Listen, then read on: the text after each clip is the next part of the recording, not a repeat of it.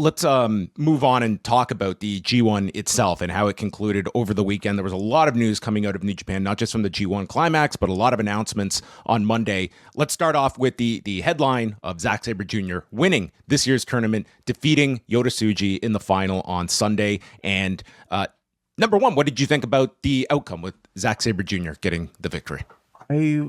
I mean, I can't say I was that surprised. I mean, it really did kind of come down to either Yota Tsuji or Zack Sabre Jr. as like I think most people's picks, for to win the tournament. But I definitely thought it would be Tsuji getting that spot. I just felt like it was more of his sort of like destiny, no pun intended, to face Tetsuya Naito at Wrestle Kingdom. I certainly, for that reason, thought that he would have been the one, because I think New Japan wanted to make a bigger push for like a new generation.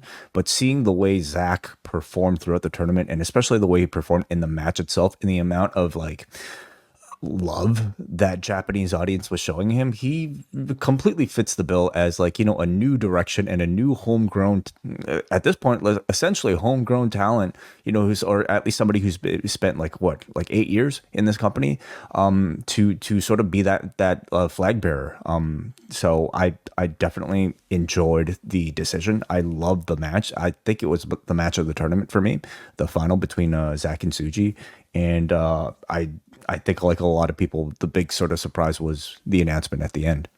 That's right. I thought like you had two options there. I was like you, and I thought that this was Tsuji's tournament to win. But we have also seen, as much as we reference like the ascent of Okada and how hard they went with him, like a lot of Ghetto's style is the long, drawn out path and presenting failure on that road before you get the big win. Now, Tsuji is young enough, you can do that, but they're certainly in a process where you want to be, I think, fast-tracking a Tsuji. And I think this tournament ultimately has moved him. This last weekend, I think he really stepped up in a lot of these matches. Now, the counter with Zack is that here is someone that is still, 37 years of age. It's not as though this guy he has a lot of years on his career, but he is someone that is operating at an incredible level that, as New Japan can still promote, as this is what some might deem as like you can at least make the argument that we have one of the greatest wrestlers in the world on top of us. And, it'll be very interesting for this October set of shows. They announced afterwards that Zack is not going to wait until Wrestle Kingdom to cash in his title shot. Instead, he's going to challenge Tetsuya Naito October 14th at Sumo Hall, the same venue where the finals were staged, and challenge him at King of Pro Wrestling. And that comes 6 days before they go to London for Royal Quest 4, which becomes very tricky because you cannot promote a main event for that London show until King of Pro Wrestling is over. Like, you're going to be selling this show, and yes, there's the chance that Zack will be defending the title the next weekend. There's also the chance you could do some kind of finish on Sunday or on Monday so that you can come back with a rematch at Royal Quest. They could have Zack come up short. I don't like that option, but what did you think, first of all? And also keeping the Tokyo Dome now wide open for somebody to challenge for the title. Yeah, I think like a lot of people may be suspecting this probably has something to do with the state of Tetsuya Naito. And we wonder if this was an audible call at some point during the tournament to do something like this so that we could fast track the title change to a Zack Sabre Jr. So that Naito could take time off. This is only, I think, what people are speculating. I don't dislike it. I think like maybe they could have forced Naito to just kind of like bear this, for the next like 4 or 5 months to make his way over to the Tokyo Dome. But I wouldn't even feel confident that the match would be of a certain standard and quality that I think would meet what people's expectations would be of a Tokyo Dome main event. So let's clear the deck, give the title to Zack, let him like promote this Royal Quest to make it feel like it's a bigger than usual show, and give us like something fresh. And maybe that's where you crown a Tsuji. That's where you pick a different Japanese star to go up against the very dominant Zack Sabre Jr. I think with this Royal Quest show, they have to. either way, like having the G1 winner, Zack Sabre Jr., being advertised to appear on the show still feels like a big enough deal to me. The homecoming of the first, English G1 winner, I think is in itself like a pretty big deal. Would this match be better served for a week later? You mean to do this match at Royal Quest instead of in Japan? I think New Japan is ultimately a Japanese business, and I think doing it at Ryogoku is probably. I can't see them making a decision other than that. Yeah, it's some very interesting decisions, and like we don't know the status of Naito. I think that there's a lot of like let's look at the fact that like this was hardly a great G1 for him. It was also 9 matches. And I would say if they were that concerned, I don't think he's doing the Kobe show at the end of the month. And that really does feel like a lame duck match that he's going to have with Great O'Khan. They did set up the angle. You knew you were going that way after this weekend, but that's September 29th. And then you will have 3 weeks later, King of Pro Wrestling, and the following weekend, Royal Quest 4. And somewhere in all of this, you do have to set up a challenger for January 4th and maybe another one for January 5th if you're going to do an IWGP title match with AEW the next night as well. So there's a lot going on, and you can't discount the idea that a Yota Tsuji ends up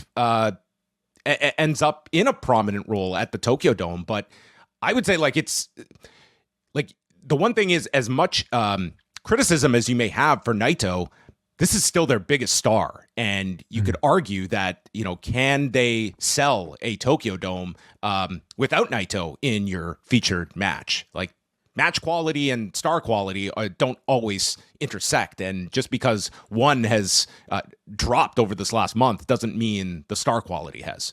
At the same time, they have an AEW roster that they can work with. Like if there's a time to bring over a Kazuchika Okada back to New Japan, I think it would be for one of those shows. If there's a time to bring a Will Ospreay back, you don't have to just solely rely on your championship match to be the thing that gets people to sell tickets.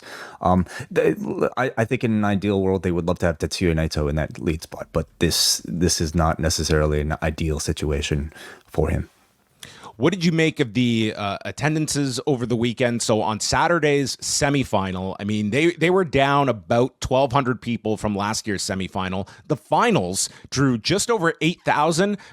They were only slightly under last year's final, which had Naito and Okada. I would say the finals, that would be a feather in their cap. That I think the G1, that still resonates with a lot of people. And I think it was a pretty good sign of it was a fresh finals as well. You were going to have a first-time winner regardless between Tsuji and Zack Sabre Jr. So, I mean, this year's attendance, it was down from last year, but it was like we knew going in this was a rebuilding year. Are you encouraged by what the goals were of this tournament, and do you think they were achieved in that sense? I am and I don't know if I can use so much like you're a perfect example, Wei, because you're not watching every single New Japan show, but you were into all of the G1, and if it held your interest, like you were the type of fan that they were trying to look at, and were you impressed with some of the talent you saw? Because it's a rebuilding year, I wouldn't, to me, like necessarily look so much at the statistics of attendance as any sort of indicator of like how successful this year's tournament was.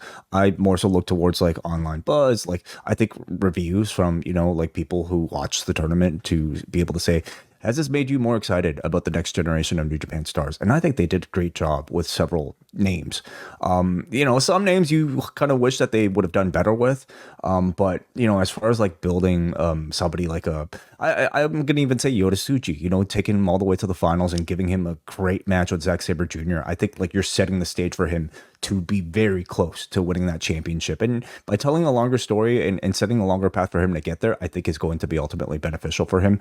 Unfortunate what happened to Yuya Uemura. We don't know how far he was going to go into the tournament before his injury, but hopefully I love the spot though with like the deadbolt with Tsuji, and just tying those two together as your generational rivals. And I just thought that spot was so brilliant, utilizing that. Yeah. And of course, Zack, like being elevated to the next level by winning the tournament. Gabe Kidd, somebody who I think has made a lot of waves. Konosuke Takeshita, even though we don't exactly know, you can argue he might be the one to gain the most from this G1, even though we don't know exactly how much he'll be utilized going forward with New Japan.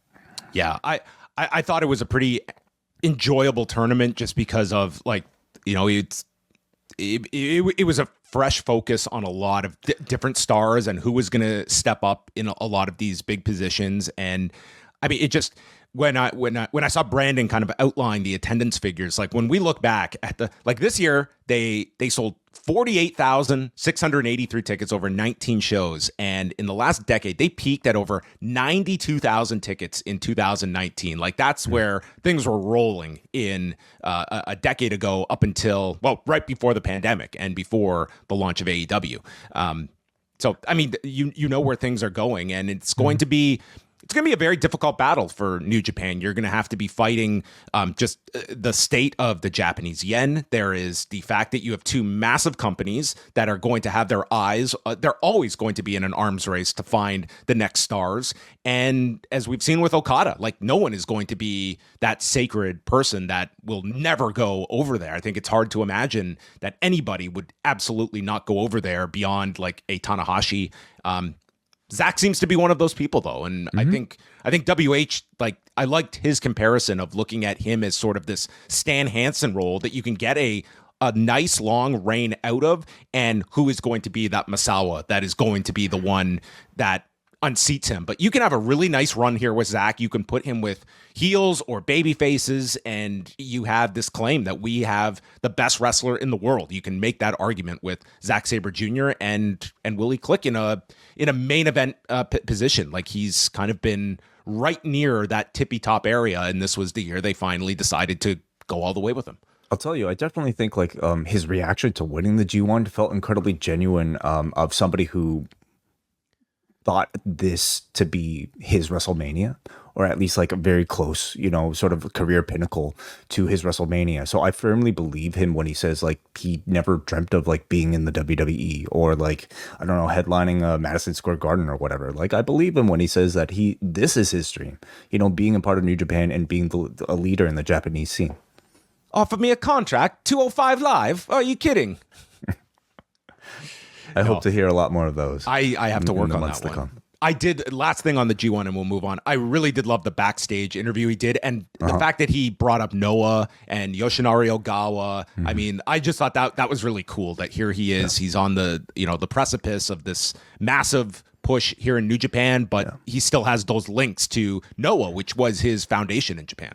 Completely, yeah. I think for years, like people were discussing, hey, like this guy wrestling this sort of like unique technical style that's for a lot of people not the most fan friendly. His skinny frame doesn't necessarily suggest like ace of a company, even a foreign ace of a company. I mean, I think we're pretty much all in agreement that those things are kind of overblown. Those criticisms are overblown. Those worries are overblown. What you're seeing right now is very much, I think, a finished product. Zack Sabre Jr., who could very much lead a company.